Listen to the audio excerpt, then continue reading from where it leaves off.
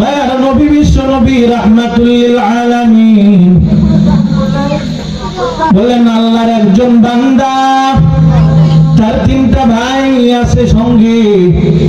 আল্লাহর বান্দা এইবার অসুস্থ হইয়া তার বড় ভাইকে বলতেছে, ও ভাই আমি যে অসুস্থ,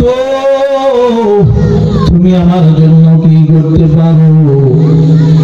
এই কথা শোনার সঙ্গে সঙ্গে এবার এক নম্বর ভাই বলল, তুমি যেহেতু অসুস্থ হয়ে গেছো, তোমার তো মওত এসে গেছে, তোমার যখন মরণ হইয়া যাবে এমন সময় আমি তোমার কাছ থেকে পর হইয়া যাব।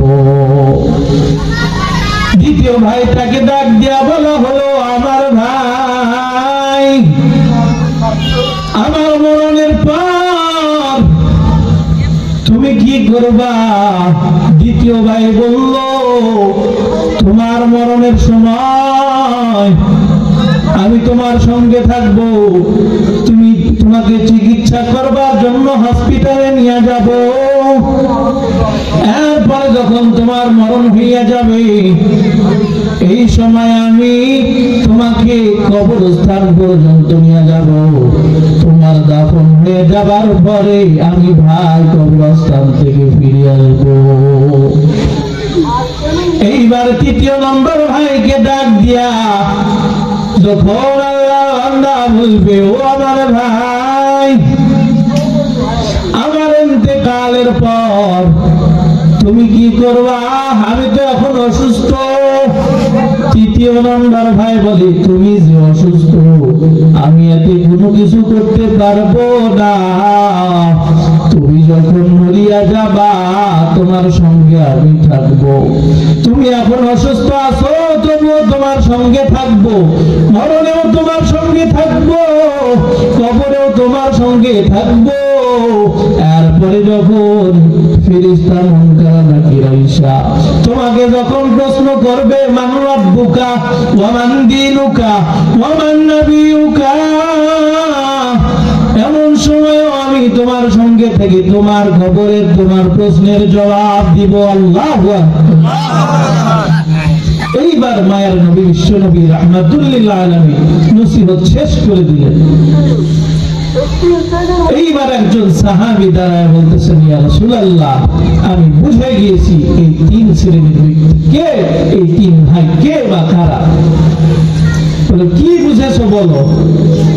বলে এক নম্বর ভাই যে মরণের সময় চিকিৎসা শুধু করাইবে, কিন্তু মরণের পরে আস্তে আস্তে পার হয়ে যাবে, সেই ভাইয়ের নাম হলো ধন সম্পদ অর্থকুলি। বলে আপনি যখন অসুস্থ হইবেন আপনার ধন সম্পদ দিয়া আপনাকে সুস্থ করবার জন্য মেডিকেলের ভিতরে বিভিন্ন হসপিটালের ভিতরে আপনাকে নিয়ে গিয়ে চিকিৎসা করানো হবে। আপনি মারা যাবেন, এই টাকা একটা বার আপনার থাকবে না, সব কিন্তু পর হয়ে যাবে। কথাটা ঠিক কিনা? সাহাবী এবার বলেন দ্বিতীয় নাম্বার ভাই হইল যে মরণের সময় চিকিৎসা করাইবে, মরণের পরেও সে সঙ্গে সঙ্গে যাবে। মাটিতে দাফন করার পর এই ভাইটা তারপরে ফিরে আসবে। বলে এটা কোন ভাই? বলে এটাও আপনার হলো ধন সম্পদ।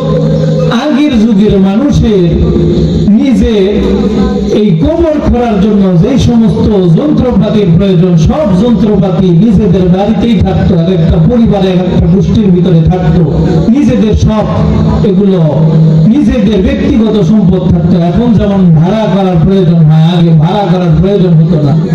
তো এটা হলো ধন সম্পদ বা আত্মীয় স্বজন। বলে কেমনি?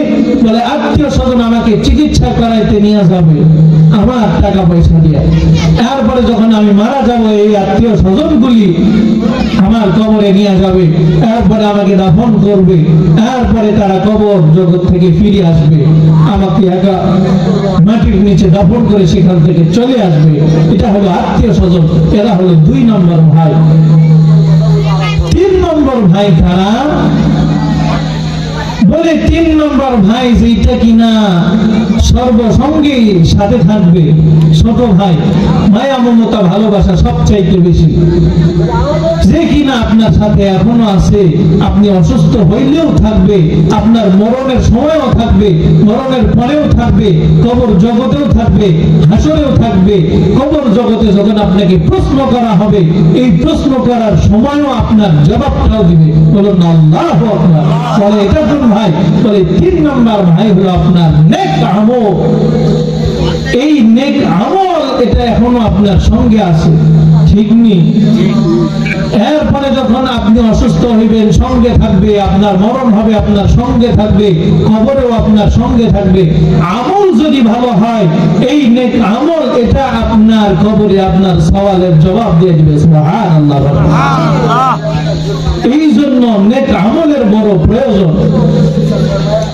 নেক আমল যদি করতে পারেন তাহলে দুনিয়াতেও শান্তি, পরকালেও মুক্তি। কথা ঠিক?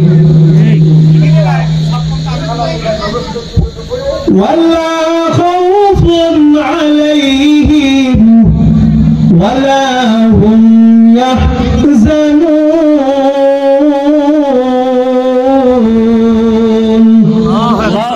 كلام जिंदा कुरान हकीम हकमते उला यज़ाल सुतू कदीम जमीउल इल्म फिल कुरान हकीम तकासरतन अन्हु अफहामुल जालिम बखा कुरान कलामुल्लाह बशरो قديماستن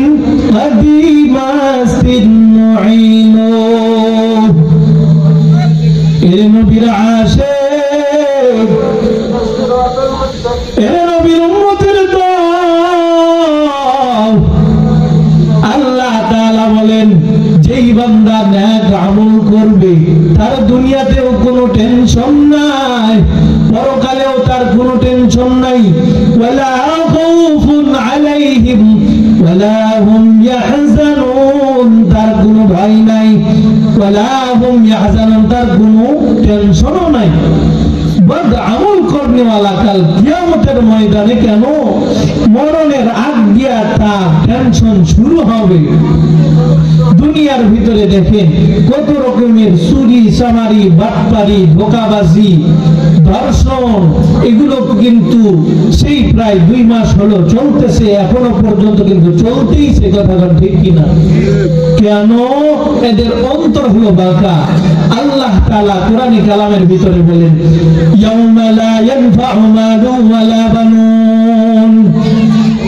হে দুনিয়ার মানুষ, তোমাদের সামনে অতি সত্বর একটা দিন আসতেছে, যেই দিন ধন সম্পদ, সন্তান সন্ততি কোনো কাজে আসবে না।